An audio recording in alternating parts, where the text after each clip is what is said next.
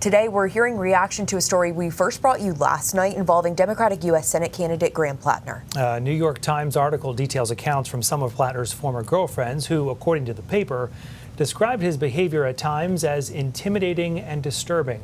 News Center Maine's Alex Haskell joining us live in our studio tonight with the latest reaction. Hi, Alex. Hi, Brian. Hi, Bailey. So we reached out to organizations that have endorsed Platner's campaign, as well as Democratic candidates running for governor, all of them. So far, we've heard back from just a few.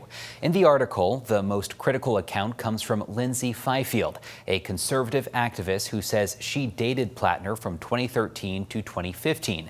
Fifield told The Times Platner frequently grabbed her by the shoulders, sometimes hard enough to leave marks. Platner's campaign has questioned Fifield's motives, pointing to her long involvement in Republican politics. Platner denies the allegations and says he struggled with undiagnosed PTSD, a challenge he has been very open about. Today, we heard from the president of the Maine AFL-CIO, a federation representing hundreds of local labor unions. She says the organization continues to stand by its endorsement of Platner.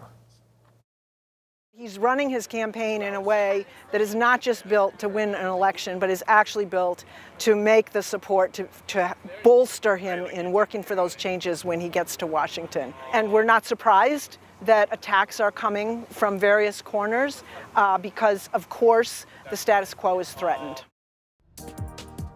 Now, we also heard from the Working Families Party, which has endorsed Platner. In a statement, its New England director says, in part, Graham has been candid about his past struggles and shortcomings, as well as his work to be and do better. We think he's the working class fighter Mainers need in the Senate.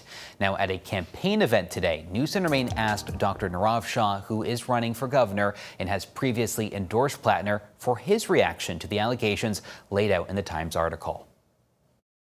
I have read the article. I have not yet had a chance to speak with Graham about it. And so before I make any further commentary, I want to make sure I have a chance to talk with Graham. Again, Shaw has endorsed Platner previously.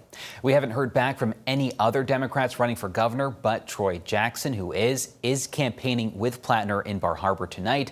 The Maine People's Alliance is just one of many groups that have endorsed Platner that would not comment today. In studio, Alex Haskell, News Center Maine.